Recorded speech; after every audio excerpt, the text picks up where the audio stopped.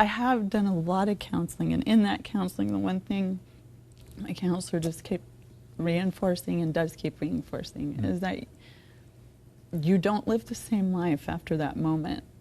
And it's taken a long time, a lot of work at this point to get where I am now. It's like a post-traumatic stress disorder, yeah. Oh, it very much is. I would imagine it affected everyone in that classroom.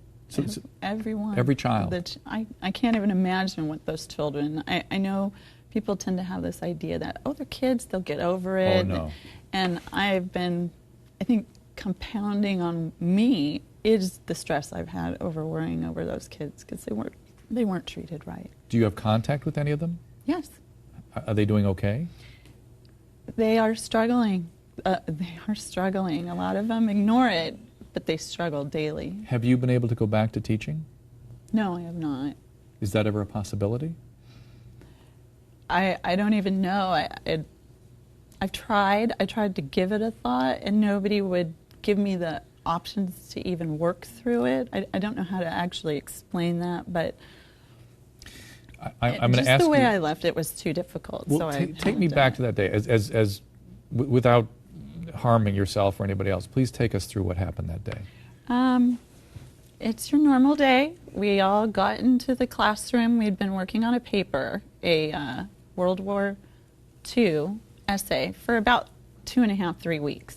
And this was the last day it was due, and I was having them type it. So I had to provide, in essence, the time for the computer in the computer lab, which is, we'd been going back and forth in the computer lab. And Larry's in your class. And Larry's in my class. Where's the other kid? And Brandon's in my class too. They actually sat almost in the same row, but Brandon was behind him and Larry was up in the front. And he just gets up and does this thing? Well, I'm talking about my regular class. We'd already walked, after, when the shooting happened, we were in the computer lab, and the computer lab is set up just much like a computer lab. Brandon was sitting up towards the door on his own because I didn't allow him to work on the computer that day.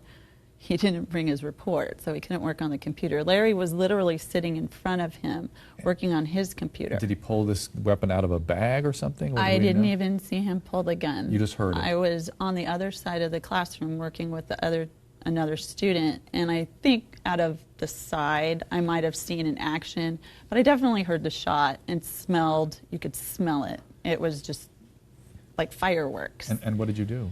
Then I turned around and yelled at Brandon, and I asked him what the hell he was doing because I thought he had exploded the computer.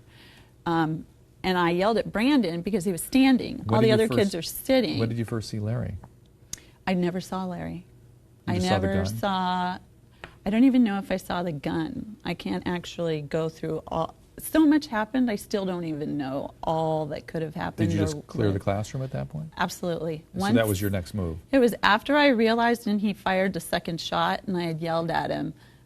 He just walked out of the actual classroom. He dropped the gun. That's what they say. The gun was just laying there. And I grabbed those kids and we ran into another hallway. Okay, well, reports say Lawrence King had been wearing women's jewelry and makeup in the 7th grade, and bullying had intensified, as I understand. The school couldn't stop him from expressing his sexual identity because there were laws that prevent gender discrimination. Just weeks before his shooting death, an 8th grade assistant principal sent a memo to every teacher and it said the following: "We have a student on campus who has chosen to express his sexuality," and I want to stop there and say his sexual identity is really more accurate, "by wearing makeup, and it is his right to do so. Some kids are finding it amusing, others are bothered by it. As long as it does not cause classroom disruptions, he is within his rights." My understanding is, Dawn, you actually gave him some clothing. Yeah. Yes. When I had found out, because it's just more complicated now, I gave Larry a dress, one of my older daughter's homecoming dress.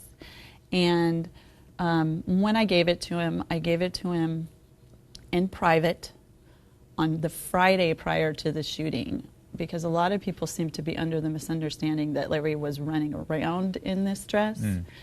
It was not dress code, and Larry did adhere to the dress code. What kind of kid was Larry? Larry was a good kid. He was very sweet, very kind, very respectful to me. I'm sure he was just like every other kid, and he pushed limits and boundaries, but he most definitely didn't push them in my classroom.